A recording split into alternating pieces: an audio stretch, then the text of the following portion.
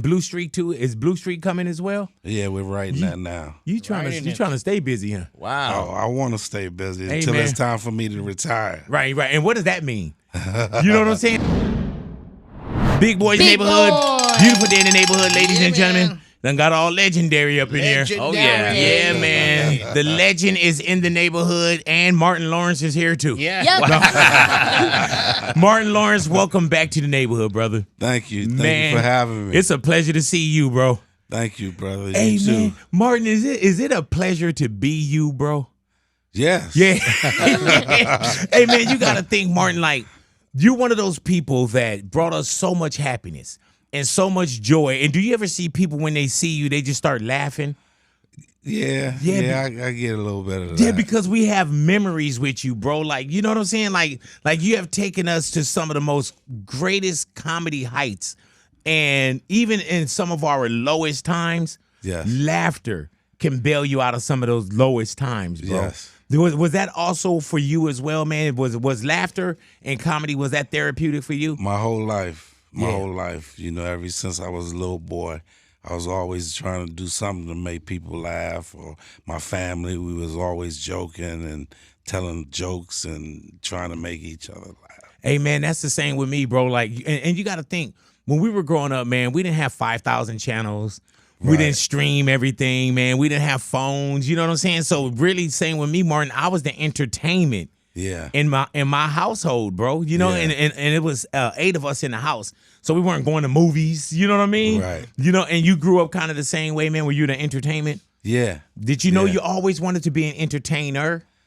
For the most part. Yeah, man. For the most part. When I was little, I was once I started watching Richard Pryor, I was like, that was my inspiration. Then I saw Eddie Murphy, and Eddie took it to rock star status, and I was like, oh, that's what I want to do. Hey, man, is it crazy when you say, man, I looked at Eddie Murphy, and then Eddie Murphy, you're looking at Eddie Murphy as a fan first. And that's what I say to a lot of people that come into the neighborhood, Martin. That's like, I'm a fan first. And now it's a friend, it's a peer, it's a work partner, and soon to be, you know, father-in-law, an in-law. You know what I'm saying? Is that crazy to you, man? Like that life evolution of Martin? It is. It's surreal, and it's like I know it's only due to the grace of God. Yes, sir. You know? Sir, man. I know that's His doing. Hey, man, when you see Eddie Murphy as a fan first, and you look at it and you say, man, I can see myself doing that. And then when you do your first project with Eddie Murphy, man, and I'm gonna tell you, one of my favorite movies, bro, is Life. Oh, yeah. And I'm talking about I can watch Life from anywhere it comes on. And I thought that Life was one of those movies, man, when you seen somebody go from, you know, a young man to damn near passing. You know what I'm saying? I thought that it was such a great body of work. Did you feel the same thing when you read the script? Yeah, I loved it.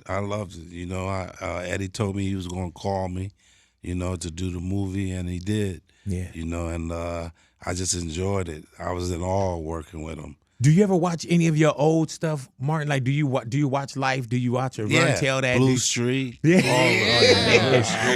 I watch all that stuff. Hey, man, is it easy for you to watch, Martin, or do you critique, or do you just take you to nostalgia? Like, man, I remember that. Nah, it's not hard for me to watch because it was good work. Yeah, man. You know, anything that's good work, you know, you enjoy it. So I enjoy it. Hey, man, and like we could say so many staples with you, bro. We could say Def Comedy Jam.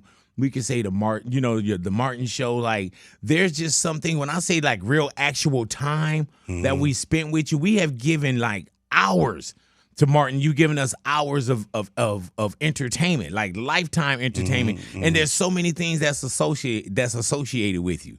You know what I'm saying? You so crazy. You know, like there's so many things that's associated with you, bro. Martin. Martin. Like people don't even say Martin anymore. Yeah. You know what I'm saying? When you think of Martin as Martin. Hey, man, how was it doing that television show? Because it was great. Yeah, it was great. I had a great time. The cast was great. Couldn't put together a better cast. Yeah, man. And we just had a great time. every week, and then coming up with the characters and everything. We just had a lot of fun. Hey, man, have you ever had somebody like, I get people that'll tell me, man, something wrong with you. You know what I'm saying? Like, man, Big, something wrong with you, man. And I know, Martin, you had to hear a lot, man, something wrong with you. Oh, yeah. Yeah, man. Oh, yeah. And even the success of Bad Boys, man. The success of Bad Boys, the movie, and what we've seen with that, bro. When we first see and it's hard to say because now you got to say, oh, Bad Boy 1. And we thought that it was just going to be Bad Boys, period. You know what I'm saying? So when you get the first one and then you start to see where this goes, bro, and you and Will come back together and give us another great one. Is there a difference between filming the last and the first or anything in between? I don't think it's a difference. I think, well, the first it was new to us. Yeah, man. So we didn't know what we were dealing with, and we were just following the rules, whatever it was. Happy to be there. Yeah, happy to be there. Happy to get a check and just having fun. And with these latest ones, we just learned how to, put more of ourselves into it and be more professional and more focused and just work hard to get the best out of the movie. Hey, man, was it 30 years in between? Yeah. That's crazy, man, because even in my life, in 30 years, and we've been together, we've been rocking with each other for a while, Martin. Yeah. You've seen me go from 500 pounds. Yeah. When the first, Bad Boys, I had my 2 original kneecaps. I don't even have those anymore. Wow. There is nothing that somebody could tell me, hey, Big, you got to do this 30 years later. Right. For one, I will walk on set and they'd be like, well, he don't look the same. You know what I'm saying? Right. And then he don't move the same. You know what I'm saying? Yeah. Is it different when you go in 30 years later, too, though? Yeah, it is. Because you got to be in more shape. Yeah. Be more quick. It's a little different. It's a little different. Age starts to catch up with you. Hey, man, I saw when Eddie Murphy was doing the last, was it the Beverly Hills Cop that he just finished up? Right. Yeah. And he was saying like he would run down the stairs, and the old Axel Foley would run down and and he said he would run down the stairs and they're like, cut. All right, Eddie, do it again. And he was like, man, no. He was like, he said, I know I look young. And I'm paraphrasing. He was like, I look young. He said, but don't ask me to do anything that you wouldn't ask Morgan Freeman to do. You know what I'm saying? Like, don't have me running up and down, bro. The set smell like Bengay, huh? Yeah. Hey, man, but you going back to one of your first loves, man, and that's comedy. And that's getting on stage, man. Yes. A comedian, and you see people that say, man, I'm doing movies, I got great TV shows. You got so much deposited into the Martin Lawrence account. But there's just this one thing also, man, that made you want to get back on stage. Mm-hmm. And what was that drive? What was that final thing that you said, I'm getting back out there, bro? My fans. Yeah. My fans. Just so you got all my emails and text messages? Right. Yeah, Letters. I love them so much, and they show me so much love.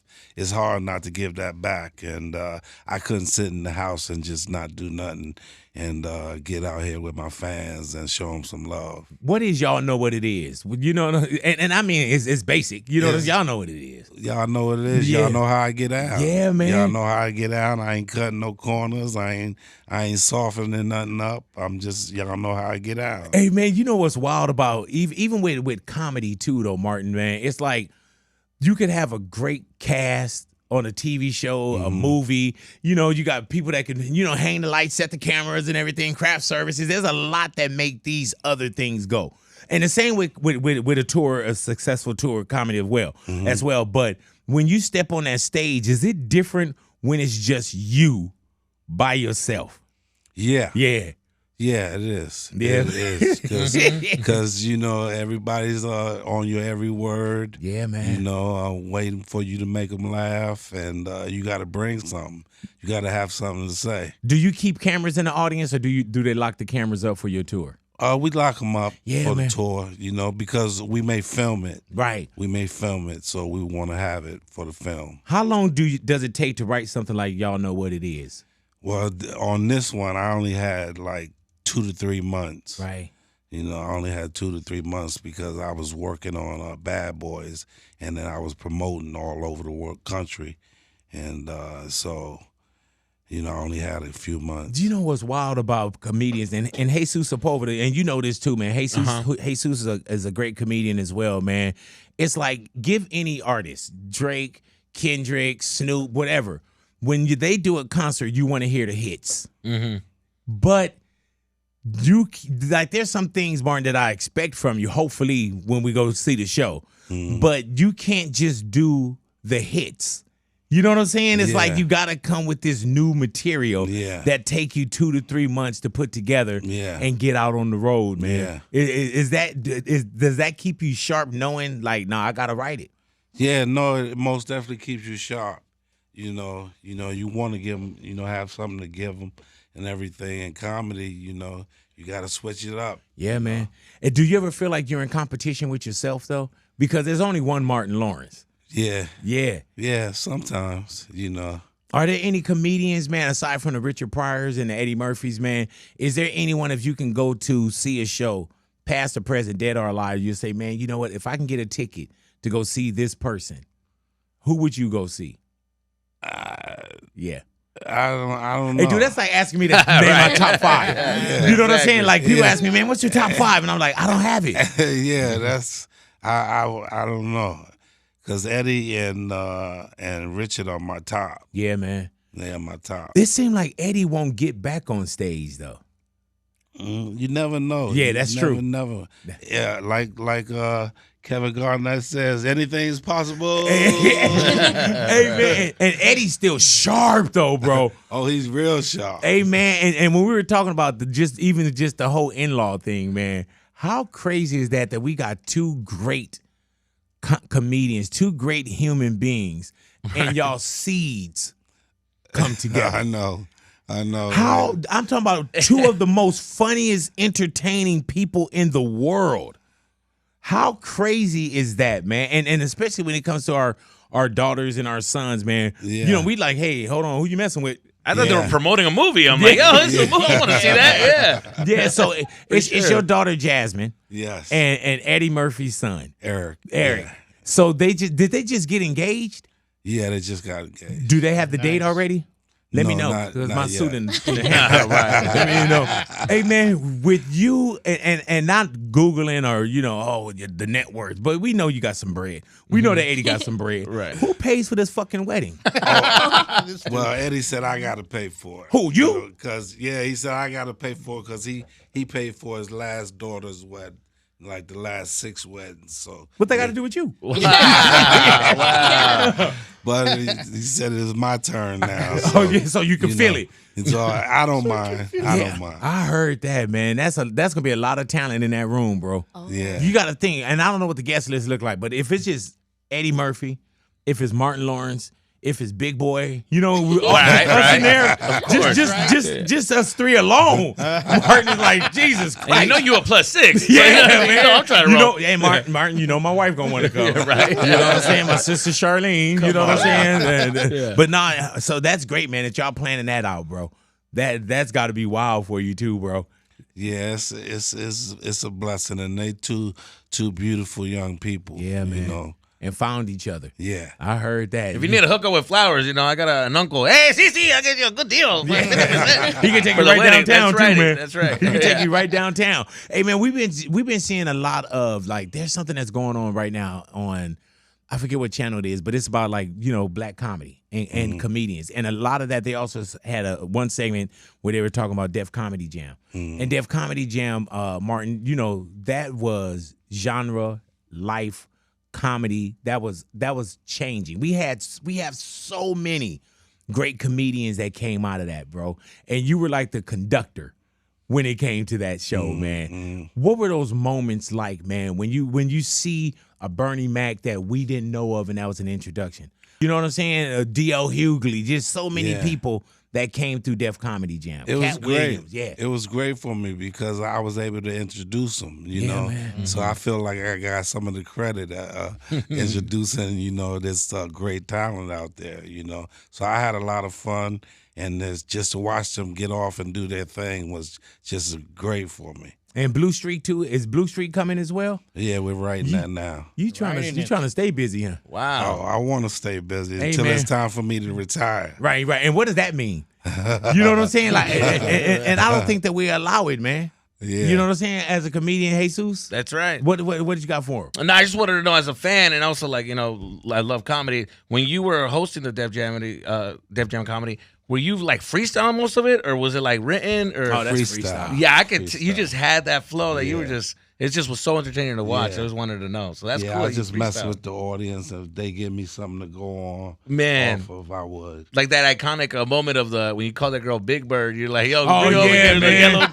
the yellow Yeah, fur, feathers around. But that was so insane. obvious. Yeah, but it was the timing was perfect. You let it sit around and then you said it. It Hey, was bro, great. but you would see people literally do even parodies of Def Comedy Jam, where people would get up and I think it was it in Living Color where the head explode and you know what I'm saying? Like it was just such a moment, man. And you gave us and you continue to give us so much, bro. Thank you, even getting back on stage, not being being unselfish with your talent. Yes. And hearing what your fan base is saying, bro, and begging you to get back on stage. And it's also that thing inside of you too that you're like, you know what I'm saying? I need to go on back out there, man. But it's a good feeling. Ain't nothing like the feeling. It's a rush. yeah, the laughter, huh? The laughter, that you get back from them. It's a rush. It feels good. The energy's good. And it's just where you want to be. Man, y'all know what it is. Tour it is going down, man, especially for us out here in L.A. Friday, December 6th, Crypto.com Arena. You can grab your tickets right now and see the greatness of Martin Lawrence. And Martin, thank you for coming back into the Thank you, neighborhood, Big bro. Boy. Sir. It is such a pleasure to see you, man. Believe that. Martin Lawrence in the neighborhood, Big Boy's neighborhood. Thank y'all.